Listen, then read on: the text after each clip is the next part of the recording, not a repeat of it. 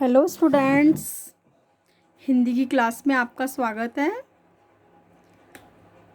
आज अपन class 9th क्षितिज भाग 1 इसमें गद्य खंड में आपका पार्ट 1 प्रेमचंद पढ़ेंगे। प्रेमचंद की कथा है, दो बैलों की कथा, ये पढ़ेंगे। इसके पहले हम क्या करेंगे, प्रेमचंद के बारे में थोड़ा सा पढ़ेंगे, उनका जीवन परिचय, उनका साहित्यिक परिचय देखेंगे। देखिए, उसके प्रेमचंद के साहित्यिक परिचय से भी पहले मैं आपको थोड़ा सा ये बताती हूँ कि गद्य के बारे में। गद्य क्या है? गद्य जो है जीवन संग्राम की भाषा है। ये किसने कहा है? सूर्यकांत त्रिपाठी निराला जी ने। यदि गद्य कवियों की कसौटी है तो निबंध गद्य की कसौटी है। यदि गद्य है कवियों की कसौटी है तो निबंध गद्य की कसौटी है। ये निबंध के बारे में है। भाषा की पूर्ण शक्ति का विकास निबंधों में ही सबसे अधिक संभव होता है। ये कथन है आचार्य रामचंद्र शुक्ल का। कहानी एक ऐसी रचना है जिसमें जीवन के किसी अंग या किसी एक मनोभाव को प्रदर्शित करना ही लेखक का उद्देश्य रहता है। उसके चरित्र, उसकी शैली, उसकी कथा विन्यास सभी उसी के एक भाव को पुष्ट करते हैं। यह कथन है प्रेमचंद का। अच्छा गद्य लिखने की कला चीज़ों को उनके सही नाम से पुकारने की कला है। देखिए वापस, अच्छा गद्य लिखने की कला जो है वो चीज़ों को उनके सही नाम से पुकारने की कला। ये कथन किसका है? रैल्फ फॉक्स का। तो ये कथन भी आपको पता होने चाहिए। आप देखिए, प्रेमचंद के बारे में थोड़ा सा जान लेते हैं।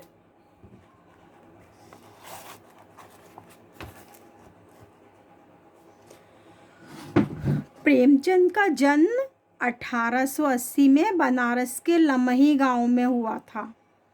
उनका मूल नाम धनपत राय था। प्रेमचंद का बचपन अभावों में बीता और शिक्षा बीए तक ही हो पाई। उन्होंने शिक्षा विभाग में नौकरी की, परंतु असहयोग आंदोलन में सक्रिय भाग लेने से, असहयोग आंदोलन जो गांधी जी ने चला रखा था उसमें इन्होंने सक्रिय भाग लिया, इसके कारण उन्हें सरकारी नौकरी से त्यागपत्र दे दिया उन्होंने और लेखन कार्य के प्रति पूरी तरह समर्पित हो गए। और सन 1936 में इस महान कथाकार का क्या हो गया? देहांत हो गया। तो जन्म तो हुआ था 1880 में बनारस के लमही गांव में और इनका निधन हुआ था 1936 में। अब देखिए, इनकी जो कहानियां हैं, प्रेमचंद की कहानियां मानसरोवर के 8 भागों में संकलित हैं। सेवा सदन, प्रेमाश्रम, रंगभूमि, कायाकल्प, निर्मला, गवन, कर्मभूमि, गोदान, ये उनके प्रमुख क्या हैं? उपन्यास हैं। देखो, कहानियां तो इनकी हैं मानसरोवर के 8 भागों में संकलित। और ये सारे जो मैंने आपको बताया, सेवा सदन, प्रेमाश्रम, रंगभूमि, कायाकल्प, निर्मला, गवन, कर्मभूमि, गोदान, ये क्या है? इनके उपन्यास हैं। और इन्होंने 3 पत्रिकाओं का संपादन किया था। उनके नाम है हंस, जागरण और माधुरी।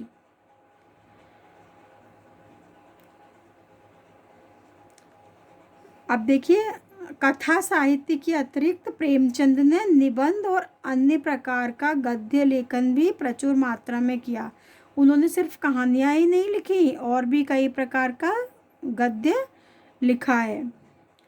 प्रेमचंद साहित्य को सामाजिक परिवर्तन का सशक्त माध्यम मानते थे। समाज में यदि परिवर्तन लाना हो तो आपका साहित्य उसमें आपकी बहुत मदद करता है। एक कहावत आपने सुनी है, जहाँ ना पहुँचे रवि वहाँ पहुँचे कवि। तो इस प्रकार जो लेखन कार्य होता है उसको सभी पढ़ते हैं। तो समाज में परिवर्तन का सशक्त माध्यम होता है साहित्य। किसके अनुसार? प्रेमचंद के अनुसार। उन्होंने जिस गांव और शहर के परिवेश को देखा और जिया, उसकी अभिव्यक्ति उनके कथा साहित्य में मिलती है। किसानों और मजदूरों की दयनीय स्थिति, दलितों का शोषण, समाज में स्त्री की दुर्दशा और स्वाधीनता आंदोलन आदि उनकी रचनाओं के मूल विषय हैं। देखिए, उन्होंने उनके आसपास का जो समाज था, जहाँ वे रहते थे, पास का परिवेश जो था, उसी को उन्होंने देखा और उसी को महसूस किया। जिया मतलब महसूस किया, और उसी की अभिव्यक्ति, वही बातें, वही जो उनके मन में विचार आए, उस चीज़ को देखकर वही अभिव्यक्ति उनके कथा साहित्य में मिलती हैं। इनके लेखन के मुख्य विषय क्या रहे? किसानों और मजदूरों की दयनीय स्थिति रही, दलितों का शोषण रहा, समाज में स्त्री की दुर्दशा और स्वाधीनता आंदोलन। ये इनकी रचनाओं के क्या थे? मूल विषय थे। प्रेमचंद के कथा साहित्य का संसार बड़ा व्यापक है। उसमें मनुष्य की ही नहीं, पशु पक्षियों को भी अद्भुत आत्मीयता मिली है। बड़ी से बड़ी बात को सरल भाषा में सीधे और संक्षेप में कहना प्रेमचंद के लेखन की प्रमुख क्या है? विशेषता है। उनकी भाषा सरल, सजीव और मुहावरेदार है। देखो, उनकी भाषा की क्या विशेषता है? सरल, सजीव और मुहावरेदार भाषा है उनकी। उन्होंने अरबी, फारसी और अंग्रेजी के प्रचलित शब्दों का प्रयोग कुशलतापूर्वक किया है। तो ये तो प्रेमचंद के जीवन और उनके साहित्य का परिचय हुआ आपके सामने। अब ये जो हम कहानी पढ़ेंगे, दो बैलों की कथा, इस पाठ में हम क्या पढ़ेंगे? देखिए, दो बैलों की कथा के माध्यम से प्रेमचंद ने कृषक समाज, जो किसान होते हैं, और पशुओं के भावात्मक संबंध का वर्णन किया है। जो किसान और उनके पालतू जो पशु होते हैं, उन दोनों के बीच में क्या भाव होते हैं, कैसा प्रेम होता है उनके बीच में, उसका वर्णन है। और इस कहानी में उन्होंने यह भी बताया है कि स्वतंत्रता सहज में नहीं मिलती। क्या बताया है? कि स्वतंत्रता ऐसे ही नहीं मिल जाती, उसके लिए बार बार संघर्ष करना पड़ता है, स्वतंत्रता पाने के लिए भी और स्वतंत्र बने रहने के लिए भी।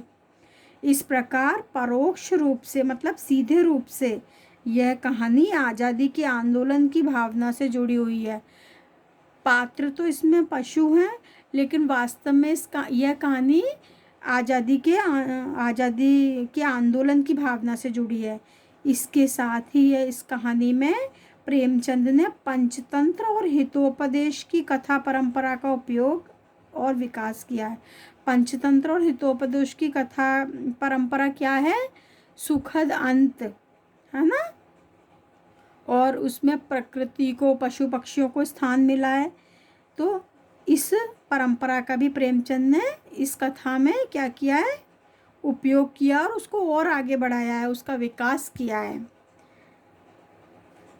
पेज नंबर 5, कथा प्रारंभ होगी। प्रेमचंद की कहानी दो बैलों की कथा। जानवरों में गधा सबसे ज़्यादा बुद्धिहीन समझा जाता है। जब हम किसी आदमी को पहले दर्जे का बेवकूफ़ कहना चाहते हैं तो उसे गधा कहते हैं। गधा सचमुच बेवकूफ़ है या उसके सीधेपन, उसकी निरापद सहिष्णुता से उसे यह पदवी दे दी है, इसका निश्चय नहीं किया जा सकता। गाय सींग मारती हैं, ब्याई हुई गाय तो अनायास ही सिंघनी का रूप धारण कर लेती है। कुत्ता भी बहुत गरीब जानवर है, लेकिन कभी कभी उसे भी क्रोध आ ही जाता है, किंतु गधे को कभी क्रोध करते नहीं देखा न सुना।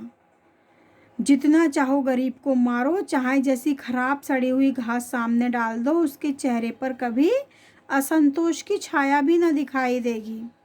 बैशाख में चाहे एक आध बार कुलेल कर लेता हो, पर हमने तो उसे कभी खुश होते नहीं देखा।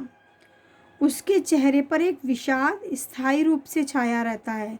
सुख दुख, हानि लाभ, किसी भी दशा में उसे बदलते नहीं देखा। ऋषि मुनियों के जितने गुण हैं वे सभी उसमें पराकाष्ठा को पहुंच गए हैं, पर आदमी उसे क्या कहता है? बेवकूफ़ कहता है। अब देखिए, जानवरों में गधा जो है वो सबसे ज़्यादा बुद्धिहीन मतलब मूर्ख समझा जाता है। हम जब किसी आदमी को बेवकूफ़ कहना चाहते हैं तो उसे क्या कह देते हैं? गधा कह देते हैं। गधा वास्तव में बेवकूफ़ है या सीधा है? ज़रा विचार कीजिए आप लोग। वास्तव में क्या है? वो बड़ा सीधा और बड़ा सहिष्णु है, बड़ा सहनशील है, इसलिए यह पदवी दे दी गई है उसको। यह निश्चय नहीं किया जा सकता कि गाय सींग मारती है। गाय को भी अपन सीधा जानवर मानते हैं, लेकिन गाय क्या है? ब्याई हुई गाय, मतलब जिसके हाल ही में बछड़ा हुआ हो, बछड़ी हुई हो, बच्चा हुआ हो जिस गाय के, उसके आप बछड़े बछड़ी को छू के बता दो, अनायास ही सिंगनी का रूप धारण कर लेगी, मतलब क्रोधित हो जाएगी। कुत्ता भी बहुत गरीब जानवर है, कुत्ता भी बहुत सीधा जानवर माना जाता है ना, अपने मालिक के आसपास घूमता रहता है, लेकिन कभी कभी उसको भी क्रोध आते देखा है। किंतु गधे को कभी क्रोध करते ना देखा और ना सुना है। देखा नहीं है ना अपन ने। जितना चाहो गरीब को मारो, चाहे जैसी खराब सड़ी हुई घास खिला दो, चाहे कितना भी उसको मार लो, चाहे कितनी कैसा भी खाने को दे दो, उसके चेहरे पर कभी असंतोष दिखाई नहीं देता, है ना। कभी भी वो परेशान नहीं होता, जैसा मिलता है वैसा खा लेता है। बैसाख में चाहे एक आध बार कुलेल कर लेता हो, मतलब बैसाख के महीने में चाहे एक आध बार कुलाछे भर लेता हो, लोट लगा लेता हो, पर हमने उसे कभी खुश होते नहीं देखा। कभी उसके चेहरे पर खुशी नज़र नहीं आई। उसके चेहरे पर एक विषाद मतलब दुख, परेशानी स्थायी रूप से रहती है। सुख दुख हानि लाभ किसी भी दशा में उसे बदलते हुए नहीं देखा। अब ये सारे गुण जो हैं सहनशील होने के, एक जैसा दिखाई देने के, सुख दुख में एक जैसा रहने के, ये सब गुण किसके हैं? ऋषि मुनियों के हैं ना। लेकिन उसको क्या मूर्ख समझा जाता है। ये ऋषि मुनियों वाले गुण उसमें होते हुए भी उसको मूर्ख समझा जाता है। वे सभी उसमें पराकाष्ठा को मतलब बहुत ऊपर पहुंच गए हैं, फिर भी मनुष्य उन्हें उसे क्या बोलता है? बेवकूफ़ बोलता है। सद्गुणों का इतना अनादर कहीं नहीं देखा। कदाचित सीधापन संसार के लिए उपयुक्त नहीं है। इतने सारे सद्गुण होते हुए भी उसका इतना अनादर होता है, यह गलत है। इसलिए मनुष्य को जो है इतना सीधा भी नहीं, मनुष्य के लिए भी कह रहे हैं कि इतना सीधा नहीं होना चाहिए। देखिए ना, अब देखिए आज़ादी से जुड़ी हुई ये कहानी भी है, तो इन पंक्तियों से पता चलती है भारतवासियों की अफ्रीका में क्या दुर्दशा हो रही है। क्यों अमेरिका में उन्हें घुसने नहीं दिया जाता? बेचारे शराब नहीं पीते, 4 पैसे कुसमय के लिए बचा कर रखते हैं, जी तोड़ काम करते हैं, किसी से लड़ाई झगड़ा नहीं करते, 4 बातें सुनकर गम खा जाते हैं, फिर भी बदनाम है। देखो भारतीय जो हैं, भारतीय भी संसार के हिसाब से बड़े सीधे हैं, क्योंकि बाहर जाने के बाद बड़े सीधे हो जाते हैं। देखो फिर भी उनकी अफ्रीका में क्या दुर्दशाएं हो रही हैं। अमेरिका में उन्हें घुसने नहीं दिया जाता, वहाँ पे बेचारे बाहर जहाँ रहते हैं शराब नहीं पीते, थोड़े पैसे बचा कर रखते हैं, खूब मेहनत करते हैं, किसी से लड़ते झगड़ते भी नहीं हैं, और कोई अगर 4 बातें सुना भी देता है तो गम खा के रह जाते हैं, सुनकर रह जाते हैं, फिर भी बेचारे क्या हैं? बदनाम हैं। कहा जाता है कि वे जीवन के आदर्श को नीचा करते हैं। अगर वे भी ईंट का जवाब पत्थर से देना सीख जाते तो शायद क्या होता? तो शायद सभ्य कहलाने लगते। जापान की मिसाल सामने है। एक ही विजय में उसे संसार की सभ्य जातियों में गण्य बना दिया गया। लेकिन गधे का एक छोटा भाई और भी है जो उससे कम ही गधा है। एक गधे का छोटा भाई माना जाता है जो कि उससे थोड़ा सा कम गधा है, मतलब थोड़ा कम सीधा है, और वह है बैल। जिस अर्थ में हम गधे का प्रयोग करते हैं कुछ उसी से मिलते जुलते अर्थ में बछिया के ताऊ का प्रयोग करते हैं। बछिया का ताऊ कौन होता है? बैल को कहा जाता है बछिया का ताऊ। ठीक है, ये मुहावरा है। कुछ लोग बैल को शायद बेवकूफ़ों में सर्वश्रेष्ठ कहेंगे, मगर हमारा विचार ऐसा नहीं है।